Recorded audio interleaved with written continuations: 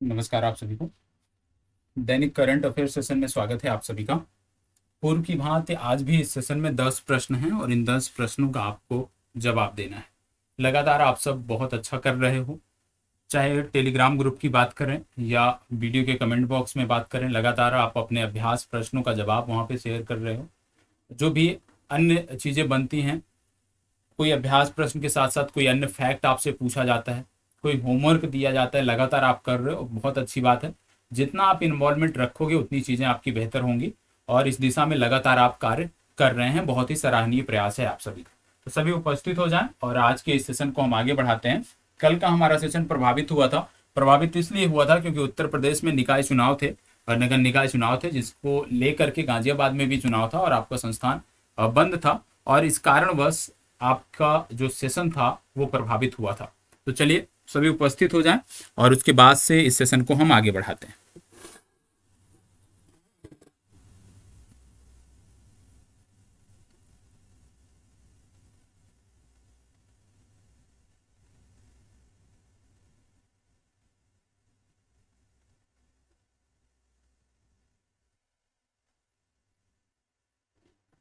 चलिए एक एक करके यहाँ पे हम प्रश्नों को देखने वाले हैं। सबसे पहले पहला प्रश्न पहला प्रश्न ध्यान से देखिएगा। यहाँ पे बोला जा रहा है एमबी मला मलेसा नामक गश्ती पोत। इसको इस तरह से लिखा जाता है, एमबी मालिसा होता है ये। यहाँ पे थोड़ा सा टाइपिंग एरर है, टाइपिंग एरर स्पेलिंग में एकदम नहीं है। इसको इस तरह से लिखते हैं एमबी एम ए लीसा। ठीक है, इस तरह से ये लिखा जाता है। एमबी एम ए लीसा नामक गश्ती पोत भारत ने किस देश को तोहफे में दिया है, ये आपसे पूछा जा रहा है। एम वी मालिसा नामक गश्ती पोत भारत ने किस देश को तोहफे में दिया है, ये आपसे पूछा जा रहा है। आपको इसका जवाब देना है। चलिए बताइएगा। चलिए जवाब दीजिएगा इसका। एम बी मालिसा नामक गश्ती पोत भारत ने किस देश को तोहफे में दिया है, यह आपको बताना है। चलिए फास्ट जवाब दीजिएगा।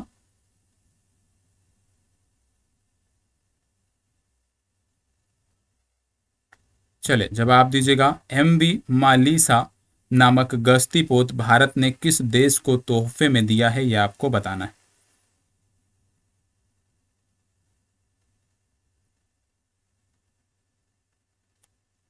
देखो इसका सही उत्तर है गयाना। आप जानते हैं कि भारत के जो रक्षा मंत्री हैं राजनाथ सिंह इस समय अ, एक देश के दौरे पर गए हुए थे और वो देश है मालदीव। भारतीय रक्षा मंत्री जो हैं वो मालदीव के दौरे पर गए हुए थे और जब ये मालदीव के दौरे पर गए हैं तो यहाँ पे इन्होंने मालदीव को भी कुछ, आप कह सकते हो कि एक जहाज जिसका नाम एक, आप कह सकते हो गश्ती पोत जिसका नाम है हुरबी। हुरबी ये गश्ती पोत है और इस हुरबी नामक गश्ती पोत के साथ साथ एक जहाज, और जहाज की बात करें एक लैंडर क्रॉफ्ट है जिसको इन्होंने मालदीव को गिफ्ट किया है। और जब हुरबी, क्योंकि यह भी एक गश्ती पोत था, इसको मालदीव को गिफ्ट किया गया, तो पूर्व में हमें वह भी याद आना चाहिए जब एस जयशंकर जो कि हमारे विदेश मंत्री हैं उनके द्वारा एम वी मालिसा नामक गश्ती पोत को दिया गया था गयाना को। तो दोनों याद रखना है, हुरबी पूछ लिया जाए तो मालदीव, एम बी मालिसा पूछ लिया जाए तो आपको गयाना जवाब देना है। यहाँ पे मालदीव की बात हो रही है क्योंकि इसका जवाब तो हमने देख लिया कि गयाना को दिया गया, लेकिन हमने फिर देखा कि हुरबी नामक एक पोत है जिसको रक्षा मंत्री ने मालदीव को दिया है। और वर्तमान समय में यदि हम बात करें, मई माह में हमारे रक्षा मंत्री ये मालदीव के दौरे पर, 3 दिवसीय दौरे पर गए हुए थे। तो यहाँ पे एक चीज यह भी याद रखना है कि मालदीव की जब हम बात करते हैं तो सबसे पहले मालदीव के राष्ट्रपति का नाम हमें पता होना चाहिए, इब्राहिम मोहम्मद सोलेह। इब्राहिम मोहम्मद सोलेह इनका नाम है, ये आपको पता होना चाहिए, इब्राहिम मोहम्मद सोलेह, ये नाम आपको याद रखना है। इसके साथ साथ और क्या याद रखना है, आपको यह भी याद रखना है कि जब मालदीव की बात आती है तो मालदीव और भारत, मालदीव और भारत एक प्रकार से बोला जाता, कई बार पूछा जाता है कि मालदीव और भारत कितनी डिग्री रेखा द्वारा अलग होते हैं। तो याद रखिएगा 8 डिग्री चैनल है जो मालदीव को मिनिकॉय से अलग करता है। मिनिकॉय हमारा द्वीप है, ठीक है। तो मिनिकॉय को मालदीव से अलग करने वाला जो चैनल है 8 डिग्री है। या आपसे पूछ लिया जाए भारत से मालदीव को अलग करने वाला चैनल क्या है, 8 डिग्री। दोनों आपको याद रखना है, क्योंकि मिनिकॉय लक्षद्वीप का एक द्वीप है और उसी के बाद से 8 डिग्री चैनल के बाद से मालदीव की जो सीमा रेखा है वो प्रारंभ हो जाती है। मालदीव का जो समुद्री क्षेत्र है वो प्रारंभ हो जाता है। यह आपको याद रखने की जरूरत है। क्या भारत और मालदीव कोई सैन्य अभ्यास भी करते हैं, इसको भी याद रखना है। इक्वावेरिन, इक्वावेरिन नामक सैन्य अभ्यास भारत और मालदीव की सेना करती है, यह आपको याद रखना है। एक त्रिपक्षीय अभ्यास भी होता है जिसमें मालदीव शामिल होता है, उसको बोलते हैं दोस्ती। दोस्ती नामक ये जो त्रिपक्षीय अभ्यास है इसमें 3 देश शामिल होते हैं। पहला शामिल होता है मालदीव, दूसरा शामिल होता है श्रीलंका और तीसरा शामिल होता है भारत। तो दोस्ती नामक सैन्य अभ्यास भी आपको याद रखने की जरूरत है। इक्वावेरिन नामक सैन्य अभ्यास भी आपको याद रखने की जरूरत है। बात मालदीव की होती है तो इनकी राजधानी और इनकी मुद्रा भी याद रखना है। मालदीव की राजधानी है माले और मुद्रा की जब आप बात करते हैं तो इनकी मुद्रा है मालदीवियन रुपया, ठीक है। क्या कोई बता सकता है कि मालदीव की संसद को क्या बोलते हैं?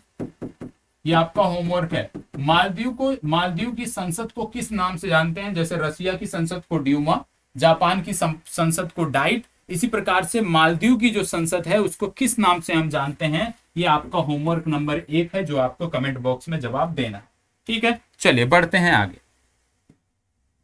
प्रश्न संख्या 2 बोला जा रहा है एयर ड्रॉपेबल कंटेनर 150 का हाल ही में गोवा के तट पर सफल परीक्षण किया गया, इसका निर्माण किस संस्था द्वारा किया गया है? क्या बोला जा रहा है?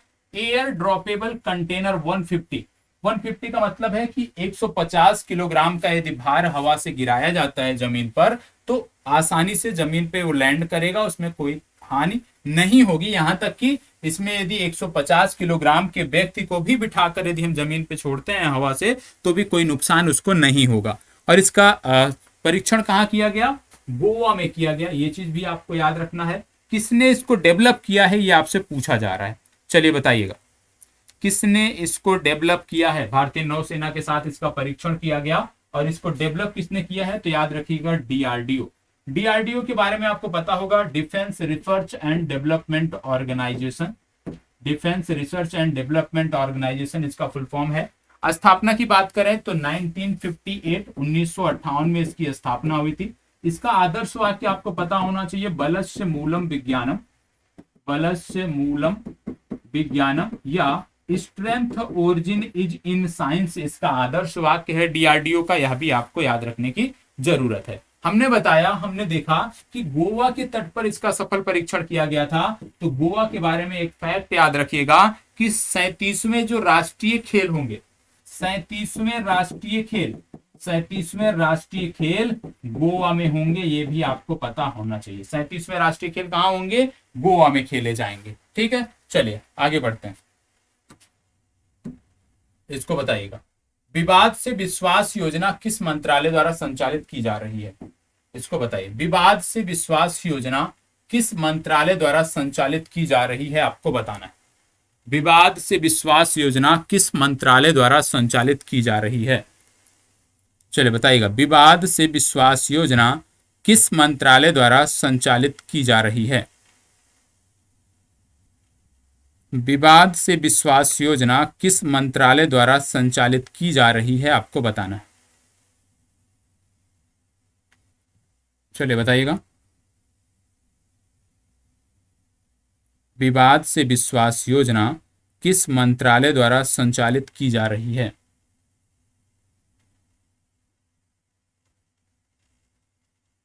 देखो, विवाद से विश्वास योजना की बात हो रही है। विवाद से विश्वास योजना वित्त मंत्रालय द्वारा संचालित योजना। आगे बढ़ते हैं, इसको बताइएगा, विश्व प्रेस स्वतंत्रता दिवस कब मनाया गया? विश्व प्रेस स्वतंत्रता दिवस कब मनाया गया? मनाता कौन है इसको? इसको मनाने वाली संस्था है यूनाइटेड नेशन। ये आपको पता होना चाहिए, यूनाइटेड नेशन द्वारा ये मनाया जाता है। आपको यह भी पता होगा वर्ल्ड प्रेस फ्रीडम इंडेक्स भी एक आता है, वर्ल्ड प्रेस फ्रीडम इंडेक्स, ये भी अपने आप में महत्वपूर्ण है। विश्व प्रेस स्वतंत्रता सूचकांक, और विश्व प्रेस स्वतंत्रता सूचकांक में बात करें तो भारत की स्थिति बड़ी दयनीय है। भारत की स्थिति 161वें स्थान पे भारत है और 180 देशों में यह रैंकिंग है भारत की।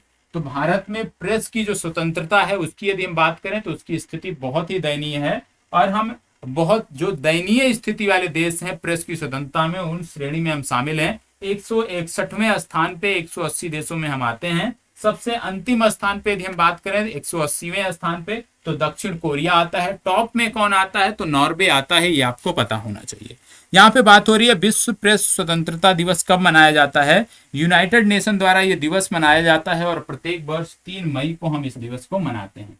यदि आपसे पूछ लिया जाए कि विश्व प्रेस स्वतंत्रता सूचकांक जारी किसके द्वारा किया जाता है, तो याद रखिएगा विश्व प्रेस स्वतंत्रता सूचकांक एक संस्था है जिसका नाम है reporters without borders. Reporters without border संस्था द्वारा यह सूचकांक जारी किया जाता है। ठीक है, चलिए बढ़ते हैं आगे और देखते हैं अगला प्रश्न। हाल ही में regional economic outlook Asia and Pacific नामक रिपोर्ट किस संस्था द्वारा जारी की गई है? चलिए बताइए, यह रिपोर्ट किस संस्था द्वारा जारी की गई है?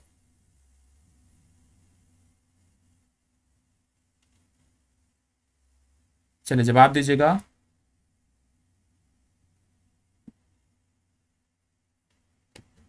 अच्छा प्रश्न है, इसका जवाब सभी को देना है। चलिए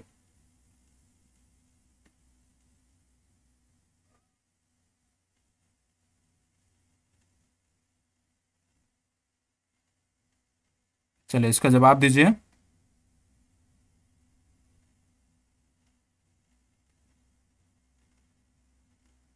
फास्ट जवाब।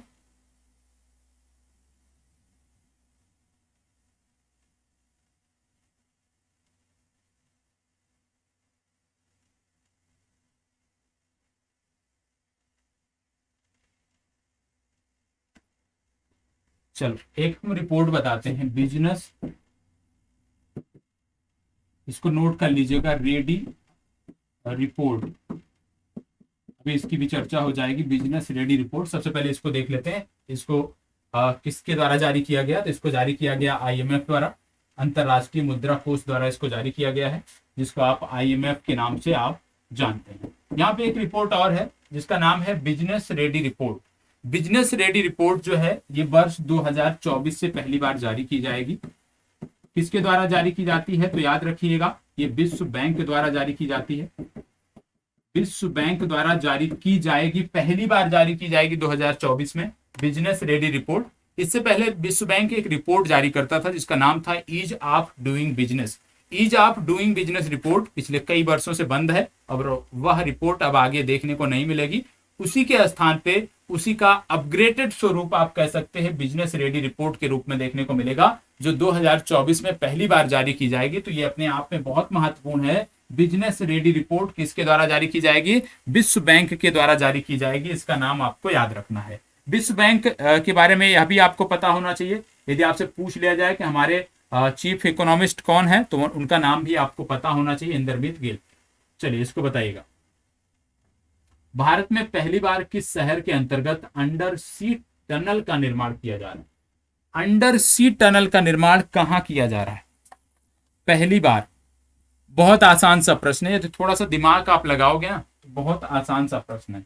यहाँ पे कुछ शहरों की बात हो रही है, तो आपको बता दें हमारे यहाँ स्मार्ट सिटी प्रोजेक्ट चल रहा था, आप जानते हैं स्मार्ट सिटी प्रोजेक्ट चल रहा था। लगातार इसकी जो डेडलाइन थी वो बढ़ाई जा रही है, और एक बार फिर से अब सरकार ने बोल दिया है कि अब इसकी डेडलाइन होगी जून 2024। मतलब स्मार्ट सिटी जो हमारे यहाँ हैं वो 2024 तक बन के तैयार होंगे। तो इसकी डेडलाइन अभी हाल ही में बढ़ाई गई है, यह भी आपको याद रखने की जरूरत है। यहाँ पे अंडर सी टनल की बात की जा रही है। 2.07 मीटर ये टनल है, और विशेष रूप से ये जो है ये मुंबई से संबंधित है, बॉम्बे में ये बनाई जा रही है। बी विकल्प इसका सही उत्तर है। यदि थोड़ा सा आप दिमाग लगाएंगे, इस तरह से विकल्प मैंने रखे थे। बात था अंडर सी टनल, समुद्र की बात हो रही है। तो क्या नई दिल्ली के आसपास समुद्र है? नहीं है। भोपाल के आसपास नहीं है, रायपुर के आसपास नहीं है। तो आंख मूंद कर भी यदि आप सोचते तो भी आप मुंबई सही कर देते। तो कई बार शब्दों को पकड़ा करिए, शब्दों का अर्थ समझने का प्रयास करिए, उत्तर अपने आप आपका निकल जाता है। इसको बताइए, अंधापन को नियंत्रित करने के लिए नई नीति लाने वाला भारत का राज्य कौन सा है? अंधापन को नियंत्रित करने के लिए नई नीति लाने वाला भारत का राज्य कौन सा है, आपको बताना है। चलिए बताइएगा। आपको पिछले दिनों मैंने एक खिलाड़ी के बारे में भारतीय बताया था, पंकज आडवाणी के बारे में, याद होगा आपको। पंकज आडवाणी के बारे में जब बताया था तो बहुत सारी चीजें उनसे जुड़ी हुई मैंने बताई थी, और हमने बताया था कि उनका खेल कौन सा है। तो उसी से जुड़ा हुआ एक प्रश्न है, याद रखिएगा इसका भी। लुका ब्रेसल का नाम आप याद रख लीजिएगा। और लुका ब्रेसल का नाम याद क्यों रखना है? लुका ब्रेसल का नाम इसलिए याद रखना है क्योंकि ये विश्व स्नूकर चैंपियनशिप को इन्होंने जीता है। विश्व स्नूकर चैंपियनशिप के ये विजेता हैं लुका ब्रेसल, इनका नाम आपको याद रखना है। यहाँ पे बोला जा रहा है अंधापन को नियंत्रित करने वाले नीति लाने वाला राज्य, तो इसका सही उत्तर है राजस्थान। डी विकल्प आपका सही उत्तर है। ठीक है, चलिए आगे बढ़ते हैं। इसको बताइए, 1 मिनट। हाल ही में चर्चा में रहा सुधारक केंद्र का संबंध किस राज्य से है? सुधारक केंद्र का संबंध किस राज्य से है, आपको बताना है। सुधारक केंद्र, चलिए बताइएगा। 4 राज्य हैं, नागालैंड, मणिपुर, अरुणाचल प्रदेश, सिक्किम। सुधारक केंद्र, ये सुधारक केंद्र है क्या? सबसे पहली बात तो यही हमें समझना है। आपको बता दें कि इसमें से एक राज्य है जहां पे अभी तक केंद्रीय कारागार नहीं था। उस राज्य में पहली बार केंद्रीय कारागार बनाया गया है, और उस राज्य में जो केंद्रीय कारागार बनाया गया है उसी का नाम रखा गया है सुधारक केंद्र। और बात यहाँ पे किसकी हो रही है? बात हो रही है अरुणाचल प्रदेश की। तो सुधारक केंद्र क्या है? अरुणाचल प्रदेश का एक केंद्रीय कारागार है, ये आपको याद रखने की जरूरत। अरुणाचल प्रदेश के बारे में आपको यह भी याद होगा, वहां पे एक नामदफा टाइगर रिजर्व भी देखने को मिलता है, जो विश्व के सर्वाधिक ऊंचाई पर स्थित टाइगर रिजर्व है। इसको बताइए, हाल ही में किस राज्य ने अनाथ बच्चों के लिए भारत का पहला सरकारी मदर मिल्क बैंक स्थापित करने की घोषणा की है? बताइएगा, किस राज्य ने अनाथ बच्चों के लिए भारत का पहला सरकारी मदर मिल्क बैंक का स्थापित करने की घोषणा की है? आपको जवाब देना है। चलिए बताइएगा, हाल ही में किस राज्य ने अनाथ बच्चों के लिए भारत का पहला सरकारी मदर मिल्क बैंक का स्थापित करने की घोषणा की है?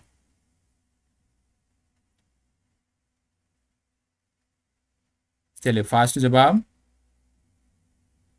देखो, इसका सही उत्तर है उत्तराखंड। ठीक है, आगे बढ़ते हैं। आज का अंतिम प्रश्न, भारत में पहली मेथेनॉल से चलने वाली बसों का अनावरण कहां किया गया? मेथेनॉल से चलने वाली पहली बस का अनावरण कहां किया गया, आपको बताना है। 4 जवाब आपके पास हैं यहाँ पे, और यहाँ पे आपको बता दें कि इसका जो सही उत्तर है वही शहर है जहां पे इसरो का आपको हेडक्वार्टर देखने को मिलेगा। और जब इसरो की हेडक्वार्टर की बात करते हैं तो इसरो का हेडक्वार्टर आपको कहां देखने को मिलता है? बेंगलुरु। मतलब इसका सही उत्तर क्या हो जाएगा? बेंगलुरु।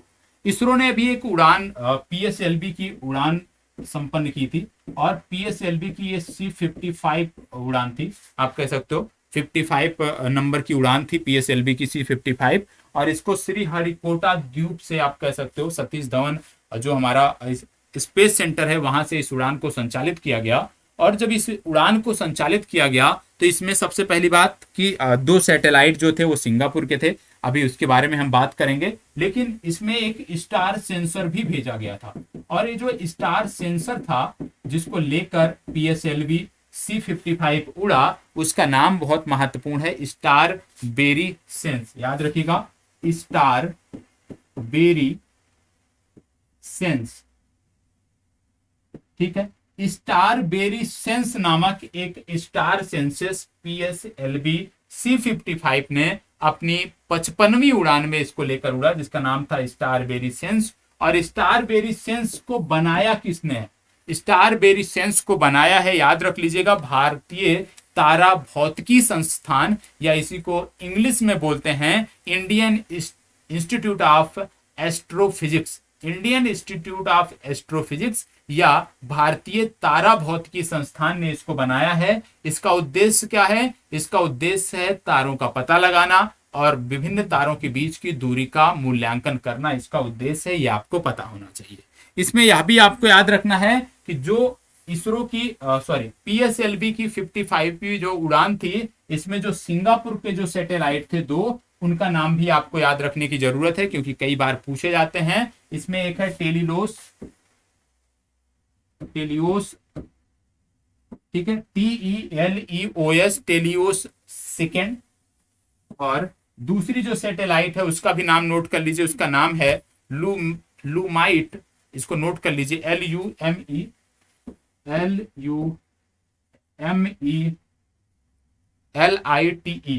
ल्यूमलाइट 4।